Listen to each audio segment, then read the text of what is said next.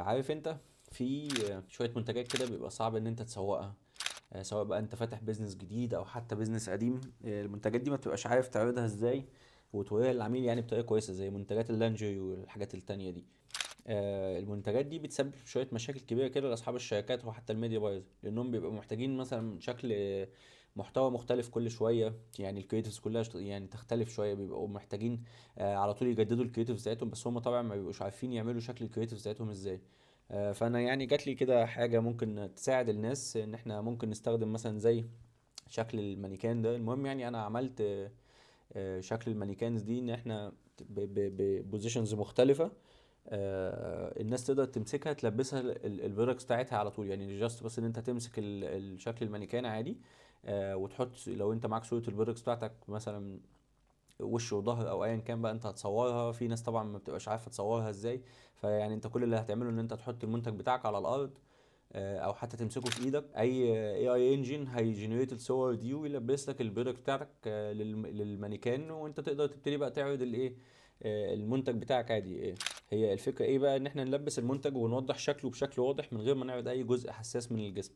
ده بيخلي الاعلان امن اصلا المنصه يعني نفسها، سواء انت مثلا شغال على اي بلاتفورم. شوف انت يعني ايه البلاتفورم اللي انت شغال عليها. بس هم عامه في اد اكونتس كتير بتاخد ريستريكشن عشان ان هم مثلا المحتوى بتاعهم او البرودكت اللي شغالين عليه بيتصنف ان هو مثلا بيبقى فيه كونتنت خادش للحياة او حاجه. فانت كده ممكن تعرض المحتوى بتاعك يعني بشكل لائق وتوصل للمهتمين بتاعتك بطريقه ذكيه ولائقه. يعني خليني اوريكم الطريقه كده. انا هستخدم اي انجن. انا هي القصه كلها ان انا بمسك المنتج عادي. نجيب مثلا يعني المانيكان دي. طبعا انا حطيت فاريشنز كتير ان انت تقدر تحط عليها شكل البرودكتس بتاعتك بشكل لائق زي ما اتفقنا. طبعا انا جربته بحاجات يعني مختلفة على شكل المانيكان اللي احنا عاملينه ده. برضو انا حبيت ان هو يبقى فيه جزء من الخشب او كده، يعني عشان برضو ايه، يبقى الموضوع بعيد شوية ان هو عن جسم الانسان. بس طبعا يعني خدنا ريفرنس شوية من جسم الانسان شوية يعني بسيطة. هي القصة كلها ان انت هتحط تختار المانيكان اللي انت شكله، اللي انت محتاج شكله يعني، او محتاج يبقى وسيلة العرض شكلها عاملة ازاي.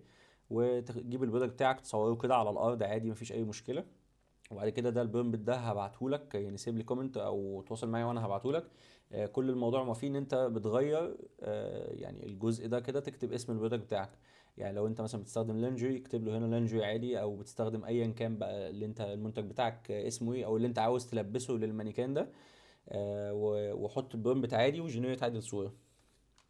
فالموضوع بسيط جدا. هتمسك البرومبت هنا وتضيفه هنا كده وتدوس له جنريت او ايا كان بقى ايه الاي اي انجن اللي انت شغال عليه. هو في ثواني هيكريت الشكل بتاعك. حط بقى انت هنا منتجات زي ما انت عاوز. كل ما تبين بقى التفاصيل اللي في المنتج، كل ما التفاصيل اللي هتبان على شكل المانيكان نفسها وطريقة العرض بتاعتك هتبقى كويسة. فده كده شكل المنتج عادي. انت ممكن تغير البوزس اللي احنا عاملينها. يعني انا عامل كذا حاجة، فده اوكي ماشي. ده هاتها كده مثلا، يعني خلينا ماشي. ده اوكي تمام. نجنريت واحد تاني.